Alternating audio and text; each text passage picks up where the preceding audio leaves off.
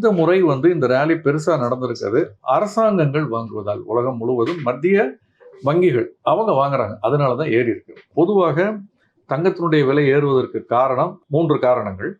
ஒன்று தங்கத்தினுடைய வாங்குறது யார் அப்படின்னு பார்த்தீங்கன்னா அரசாங்கங்கள் வாங்குறது. 2வது பொதுமக்கள் நகைக்காக வாங்குறது அல்லது சேமிப்புக்காக வாங்குறது. 2 விதமா இருக்கு பொதுமக்கள் வாங்குறதுல. 3வது இந்தியாவை பொறுத்தவரை பெக்யூலியரா ஒரு யூனிக்கான ஒரு இந்தியாவில் பல நாடுகளுக்கு தங்கம் உற்பத்தி செய்யாத நாடுகளுக்கு அந்த டாலருடைய மதிப்பு உயர்வதன் காரணமாக மறைமுகமாக தங்கத்தினுடைய மதிப்பு உயரும் அப்படின்னு வச்சுக்கோங்களேன். அதான் லார்ஜ் ப்ராக்டிகல் பர்பஸ் நீங்க அதிக ரூபா கொடுத்து வாங்க வேண்டியிருக்கும் தங்கத்தை.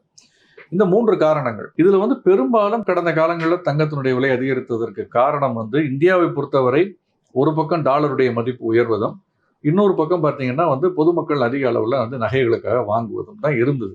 ஆனால் அந்த ரேலிக்கும் இப்ப இந்த ஓராண்டுகளாக இருக்கக்கூடிய இந்த ரேலிக்கும் வித்தியாசம் இருக்கு. இந்த முறை இந்த ரேலி பெருசா நடந்திருக்கிறது அரசாங்கங்கள் வாங்குவதால். உலகம் முழுவதும் மத்திய வங்கிகள் அவங்க வாங்குறாங்க. அதனால தான் ஏறி இருக்கு.